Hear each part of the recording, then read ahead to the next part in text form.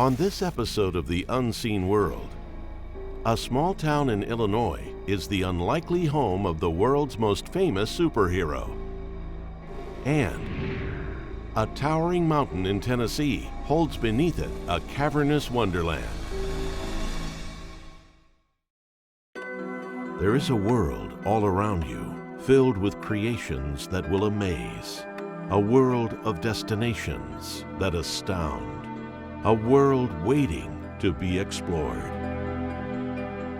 Come and discover the unseen world.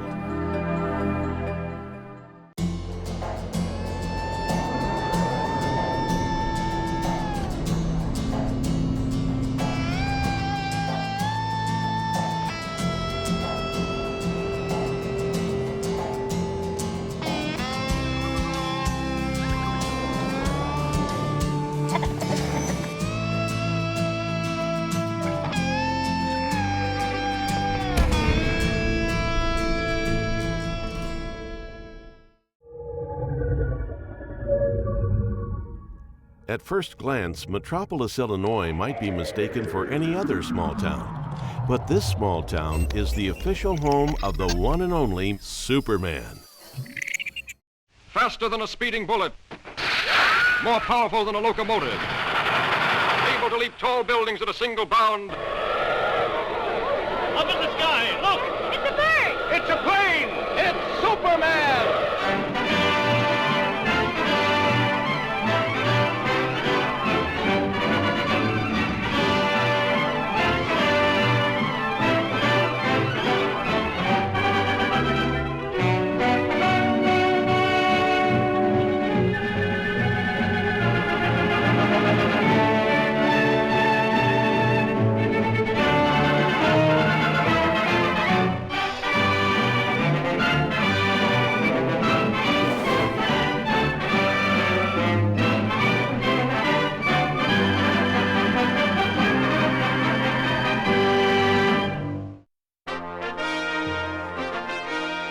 My dad, when he was 5 years old, his grandmother got him a lunchbox while he was in the hospital. People started bringing comic books, and then it just led one thing to another. Every Christmas, every birthday, would get something Superman, and then he started working at like 11 years old as a newspaper boy, and he would buy himself something Superman.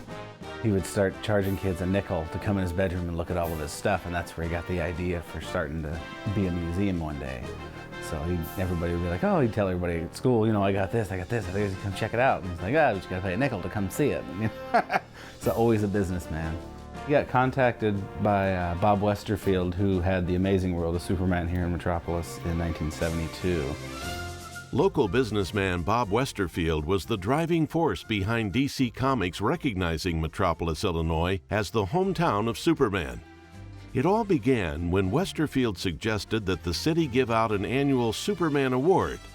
Soon, DC Comics and the state of Illinois had begun a partnership that branded this metropolis as the home of the Man of Steel. When you establish a town, it automatically establishes a copyright, and so Metropolis was named Metropolis around 100 years before the comic book. The town was like, hey, you're using our city as a city. You didn't ask us permission. How about you let us use your character, and we both promote goodwill for the town and the character, and have the statue and have the slogan, and and DC gets to keep Superman in Metropolis and doesn't have to change comic history. I think that it was a sillier time in comics, and I don't think they would give you the same rights nowadays so freely.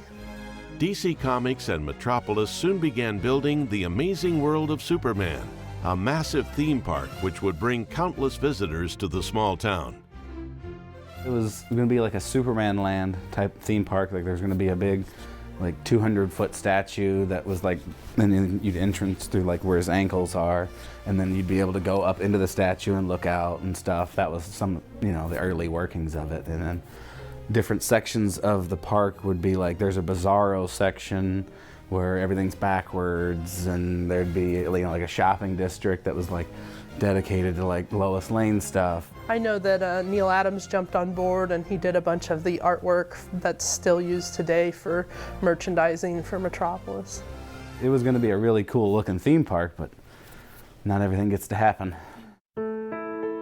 Plans for the theme park abruptly came crashing down in October 1973 when the oil crisis struck. Just as suddenly as he arrived, it seemed that Superman had abandoned the town of Metropolis. But Bob Westerfield wasn't about to give up so easily. He reached out to superfan Jim Hambrick to save the day. Bob did a lot of legwork to get the Metropolis title, so he thought, well, I couldn't make it as a museum in the 70s, but here's a guy that can do it, and he's already doing it. Why not get him here? My dad had been making like newspaper articles, like in the National Enquirer and things like that. This kid with the world's largest Superman collection, and they kept on having him do appearances at state and county fairs and conventions because he had these costume pieces and props and items. And he got contacted by like DC to do appearances for movie premieres and openings, so he was getting pretty popular in the convention circuit at the time. They talked for a few years working trying to get Jim to come out here. It's a big move moving all the way across the country from California with a lot of stuff, a lot of fragile things. And he said that when he moved here it was 5 semi-trucks full of stuff. We ended up opening the museum here, and luckily on the town square across the street from the statues. It's just been something our family's done since I was little. My mom used to do state and county fair appearances, and she would dress up as Supergirl to get kids to come in, and they would take pictures with my mom and then go through his exhibit. Only a small portion of Hambrick's extensive collection is currently on display. The museum is working on expanding in the hopes to showcase even more. This is probably about 20% of the superhero stuff. There's more to it, we just don't have more room to put it out. Morgan started the Hambrick project. We do engraved bricks of different sizes, just like to match what's at the Superman statue right now. And so it'll carry on that theme down the side of the building where there's murals and there's already cutouts and foregrounds and stuff. And if we do good with this side, then it'll eventually move to the other side of the building.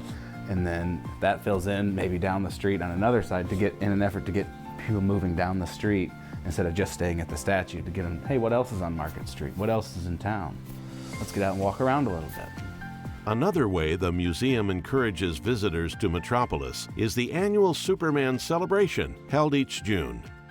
People come in from all around the world for the Superman celebration.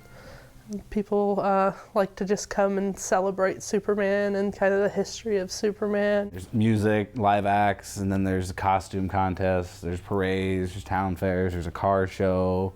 There's usually draws in 20,000-30,000 people over the 4 days, so it's a nice little increase in population for a small town.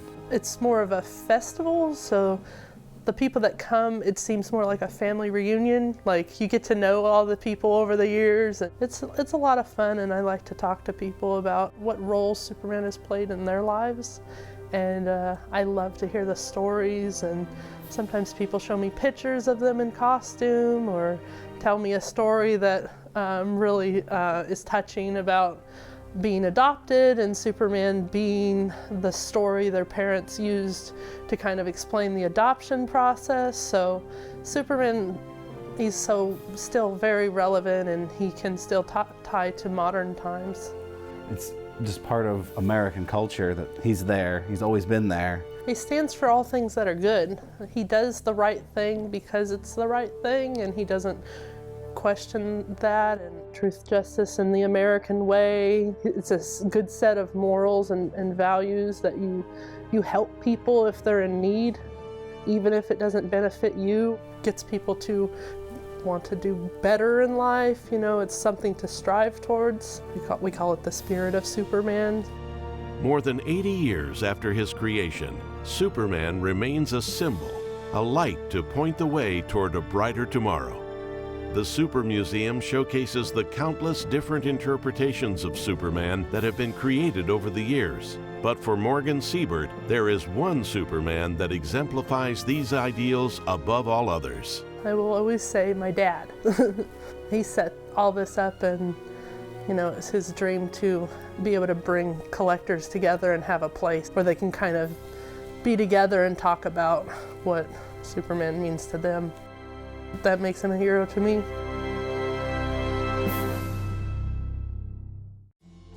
Stay tuned. The unseen world will return. Now, back to the unseen world. This is the story of a couple whose love for each other still lives on through an underground waterfall.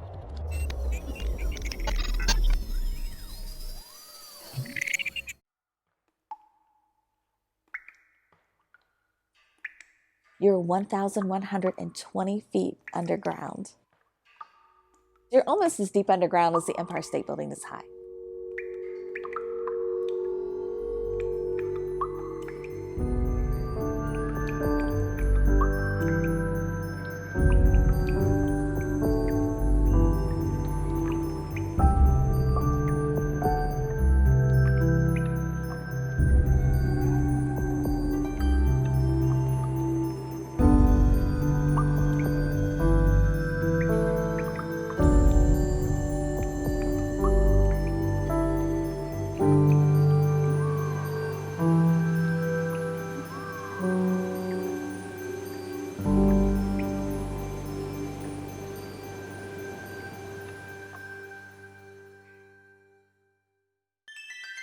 Lookout Mountain stands tall over the city of Chattanooga, Tennessee, but 26 stories below it lies an underground wonder.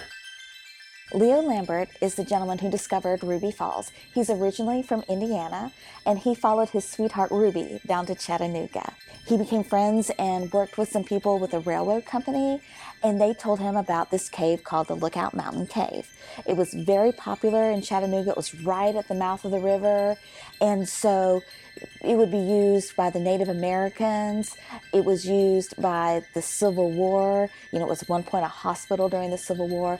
It was also a stop and a hideaway during the Prohibition era.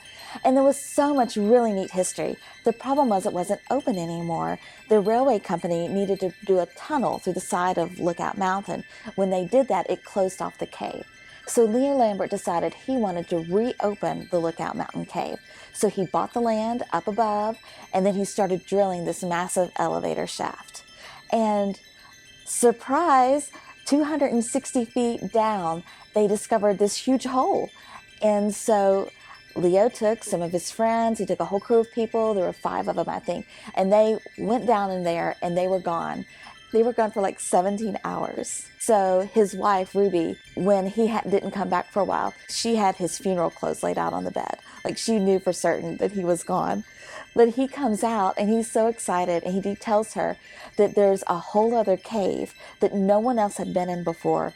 And in the back of the cave is this huge waterfall. And so Ruby, bless her, safety pinned up her skirt. 2 days later, she went back with him, and they went all the way to the back of the cave to where this waterfall was. And he named it after her, Ruby Falls. Ruby was not just a caver, she was a very elegant lady. She used to sing down at the Tivoli. I met her granddaughter, and she showed me Ruby's tennis shoes when she and Leo played tennis. They were high heels. And her point was she shouldn't have to chase the ball. Leo should hit the ball to her racket. It's such a sweet story that he loved her so much that he wanted to name it after her. Their goal was to have all different colored lights down there, mostly ruby colored lights. And so they did. They worked on it. We got it open to the public. There is rumored to have Andrew Jackson's signature down there. I've seen pictures of it. And so, yes, there's a lot of really neat things down there. One of the first formations that you'll see down there is called the Cactus in the Candle. You'll notice it looks a little bit different than the other formations because it's very shiny. That is the only formation in the cave we do allow you to touch. And so you'll find that everybody rubbing on that formation and touching it has created a nice little bit of sheen. One of my favorite formations is the Angel's Wing. The Angel's Wing is a drape formation, and this one is almost translucent. It's bright white from all the calcium there. And this formation is different than a stalactite or a stalagmite. It's not caused by dripping water. It's caused by water running down the side of the rock and leaving deposits. And this one grew pretty far out, and it's just incredibly pretty.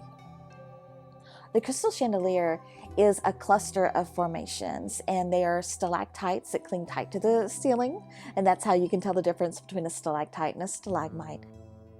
The waterfall is obviously the highlight of the tour. Everybody comes to see it. Generations have come to see it. We've had families with pictures of themselves and their kids in front of the waterfall, and then their kids come back and take pictures in front of the waterfall with their own kids. It was entirely formed, that whole area was entirely formed by water. The waterfall started in the front of the room and just worked its way back to the back of the room. It's about 145 feet high. When you're at the waterfall, you're 1,120 feet underground. Yes, you're almost as deep underground as the Empire State Building. This is high. It's a wonderful, wonderful sensation. When it has been raining, the waterfall is affected by rainfall. And so when it's been raining a lot, the waterfall will get really big. You'll walk down over to the rail of the waterfall and you'll feel the mist just hitting your face. And it's just a wonderful thing. You look up and it's just a really pretty, pretty sight.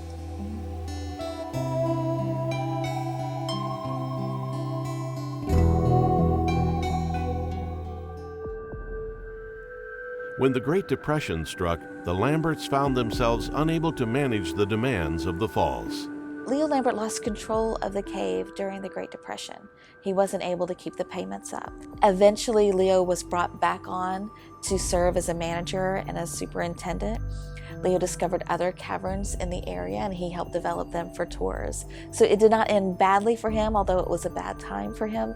He was a tour guide himself. He was a manager. He died in 1950 and Ruby died in 1951. Ruby's death certificate said she died of a broken heart. The two lovers left behind a legacy of beauty. The caverns they discovered hold astonishing sights that people continue to enjoy today. Ruby Falls has always been a love story.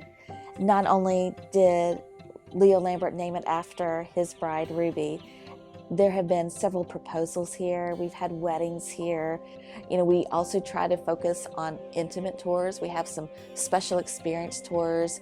We do these lantern tours where you go in with the lights out, so you can sort of experience the cave how Leo Lambert did when he first discovered it. Also, sometimes we'll do an extended cavern experience.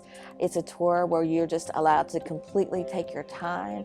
You don't have to stay on time with the rest of the tours. You'll get more time in the falls room, and your tour guides will tell you a lot more legends about that as well. We also do seasonal things like Dread Hollow, which is our haunted attraction. Then we have in the cave Christmas Underground, where it's a secret passage where you go underground to see Santa. Lots of little events like that throughout the year. What I love about Ruby Falls is the history and the future, how it's blended together. But now we're at a really exciting point because not only have we got all this amazing history, we're moving forward. We've just opened up this amazing expansion, and we're continuing to make sure the next 80 years are just as wonderful, if not better, as the past 80 years.